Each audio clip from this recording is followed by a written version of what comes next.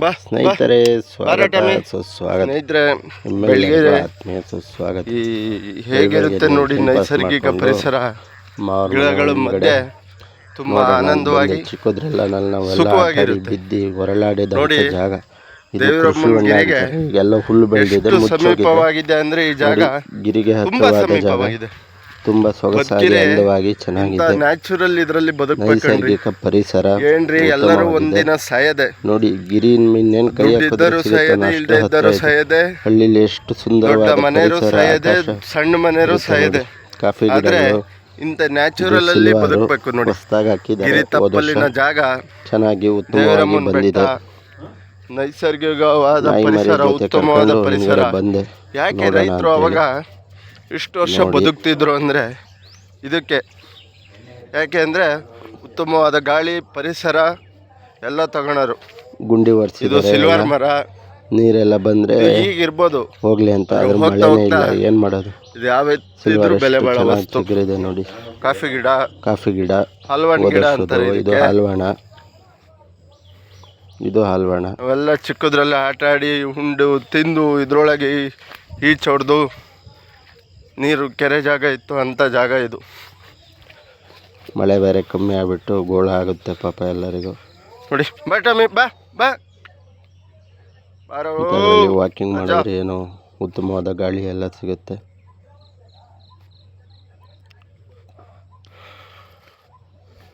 ಪರಿಶುದ್ಧವಾದ ಗಾಳಿ ಎಲ್ಲ ಎದಣೋದು ಈಗ ನ್ಯಾಚುರಲ್ ಅಂತ ಬರುತ್ತಲ್ಲ. ಯಾಕೆ ಮನುಷ್ಯ ಚೆನ್ನಾಗಿ ಬದುಕಲ್ಲ ಕಾಣ್ತಾ ಇಲ್ಲ ಈಗೆಲ್ಲ. ಈ ಟೈಮಲ್ಲೆಲ್ಲ 30 ವರ್ಷ 40 ವರ್ಷಕ್ಕೆ ಗುಡುಗು ಸಿಡ್ಲು ಮಳೆ ವೈಕುಂಠ ಸಮಾರಾಧನೆ ಮಾಡ್ಕೊಂತಾರೆ. ಟೈಮಲ್ಲಿ ಎದಣ್ತವೆ, ಆದ್ರೆ ಅಳಬೆ ಎದ್ದಿಲ್ಲ.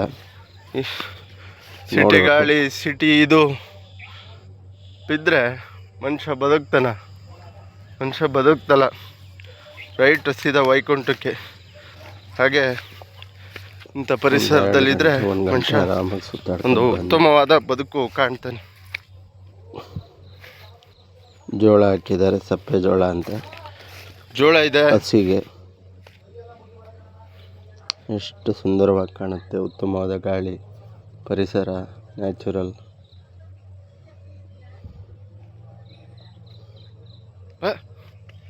ಇಲ್ಬಾರ್ದು, ಬಸ್ ಇದೆ ಬಾ. ಅಲ್ಲಿಂದ ಸೀದಾ ಮುಗಿಸ್ಕೊ ಬಂದೆ. ನಮ್ಮ ಬಾವರೆಲ್ಲ ಹೊರಟಿದ್ರು, ಹೋಗಿ ಚಿಕ್ಕಮಂಗ್ಳೂರು ಅಳ್ತಾವಳೆ. ಅಣ್ಣ ನಮ್ಮ ಬಾವ ಹೊರಟಿದ್ದ ಬೆಂಗಳೂರಿಗೆ, ಅವನ್ನ ಕಳಿಸಿ ಯಾರದು ನಾವು ಚಿಕ್ಕಮಂಗ್ಳೂರು ಅಂತ. ತಿಂಡಿ ಆಯ್ತಾ? ಆಯ್ತು. ಯಾರು ಬಾವ? ಏನ್ ಮಾಡ್ತಿದ್ದಾನೆ?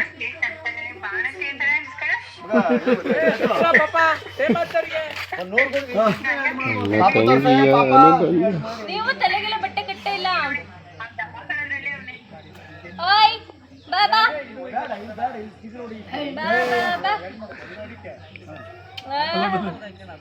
Smiling king. Puneeth Rajkumar fan ಅಲ್ವಾ? ನಗು ಮುಖದ ಒಡೆಯ. ಅವನಾ? ಏನು ಉದ್ದಕ್ಕೆ ಪುನೀತ್ ರಾಜ್ಕುಮಾರ್ ಫೋಟೋ ತೋರಿಸ್ಬಿಟ್ಟ ಹಿಂಗೆ ತೋರಿಸ್ಬಿಟ್ಟಿದ್ದೀರಾ?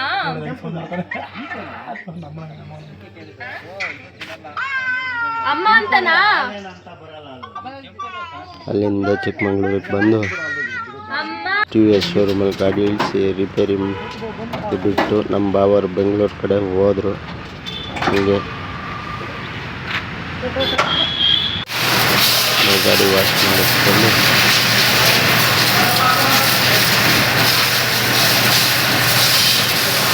ಮಲೆನಲ್ಲಿ ದೇವರಮ್ಮನ ದೇವಸ್ಥಾನಕ್ಕೆ ಬಂದೆ. ಒಳಗೆ ವೀಡಿಯೋ ಮಾಡೋಂಗಿಲ್ಲ, ಸುತ್ತ ವೀಡಿಯೋ ಮಾಡಿದೆ. ಎಷ್ಟು ಚೆಂದ ನೈಸರ್ಗಿಕ ಪರಿಸರ. ಮೈಸೂರು ಚಾಮುಂಡೇಶ್ವರಿನೇ ಇನ್ನೊಂದು ಅವತಾರ. ಅಲ್ಲಿ ಒಂದು ಕಾಲಿಟ್ಟಾಗ ಕೋಪ ತಾಳಕ್ಕಾಗ್ದೇ ದೇವರಮ್ಮನ ದೇವಸ್ಥಾನಕ್ಕೆ ಇನ್ನೊಂದು ಕಾಲು ಇಡಬೇಕು ಅಂತ ಆಯ್ಕೆ ಮಾಡಿದಾಗ ಮುಳ್ಳಯ್ಯನಗಿರಿ ತಪ್ಪಲಿನಲ್ಲಿ ದೇವರಮ್ಮನ ಬೆಟ್ಟ ಕೆಳಗೊಂದು ದೇವಸ್ಥಾನ ಮಾಡಿದ್ದಾರೆ. ಯಾವಾಗಲೂ ಅಲ್ಲಿಗೆ ಹೋಗಿ ಪೂಜೆ ಮಾಡೋಕ್ಕಾಗಲ್ಲ ಅಂಥೇಳಿ ವರ್ಷಕ್ಕೆ ಒಂದು ಟೈಮ್ ಮಾತ್ರ ಅಲ್ಲಿ ಪೂಜೆ ಆಗುತ್ತೆ. ಎಷ್ಟು ವಿಶೇಷವಾಗಿ, ಚಂದವಾಗಿ, ಅಂದವಾಗಿ ದೇವಸ್ಥಾನ ಕಟ್ಟಿದ್ದಾರೆ. ಇರೋಂಥ ಜಾಗ ನೋಡಿ ಎಷ್ಟು ಸುಂದರವಾಗಿದೆ.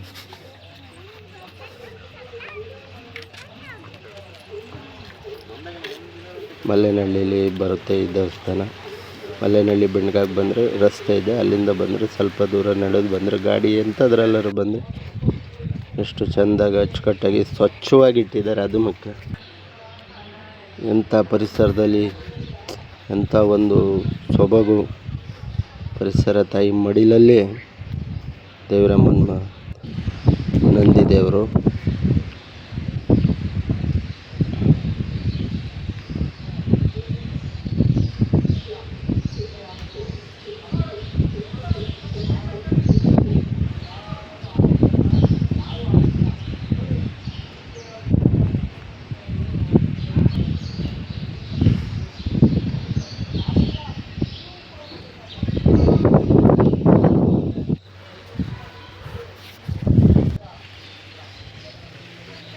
ಗೋಪುರ ಹೇಗಿದೆ, ಆಕಾಶಕ್ಕೆ ಚಾಚಿದಂತಿದೆ.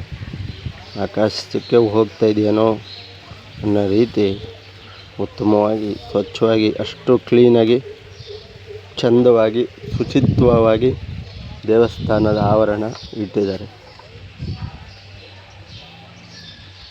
ಭಾಳ ಖುಷಿಯಾಗುತ್ತೆ. ಇದು ಕೆಂಡ, ವರ್ಷಕ್ಕೊಂದ್ಸರಿ ಕೆಂಡ ಆಗುತ್ತೆ ನೋಡಿ. ಆವರಣ ಎಷ್ಟು ಚಂದ ಸ್ವಚ್ಛವಾಗಿ ಇಟ್ಟಿದ್ದಾರೆ, ಭಾಳ ಖುಷಿಯಾಗುತ್ತೆ ನೋಡೋಕ್ಕೆ. ಅಲ್ಲಿಂದ ಮಲೆನಳ್ಳಿಗೆ ಬಂದೆ. ಇನ್ನೊಂದು ಸ್ವಲ್ಪ ಐಟಮ್ ತಗೋಬೇಕಿತ್ತು, ತಗೊಂಡು ನಾಯಿ ಮರಿಗೆ ಯಾರೋ ಬಿಸ್ಕೆಟ್ ಹಾಕ್ತಾಯಿದ್ರು. ಅಲ್ಲಿಂದ ಸೀದಾ ಬಂದು ಹಲಸಿನ ಹಣ್ಣು ಕೆಡವಿ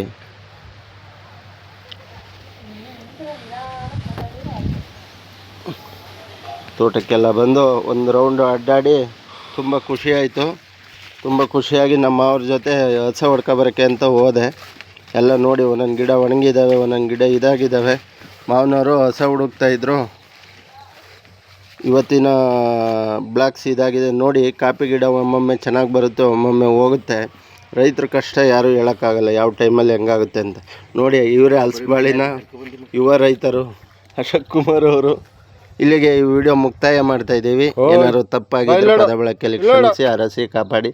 ದಯವಿಟ್ಟು ಕಮೆಂಟ್ ಮಾಡಿ, ಲೈಕ್ ಮಾಡಿ, ಶೇರ್ ಮಾಡಿ, ಆಶೀರ್ವದಿಸಿ. ಜೈ ಶ್ರೀರಾಮ್, ಜೈ ಜಗನ್ನಾಥ್.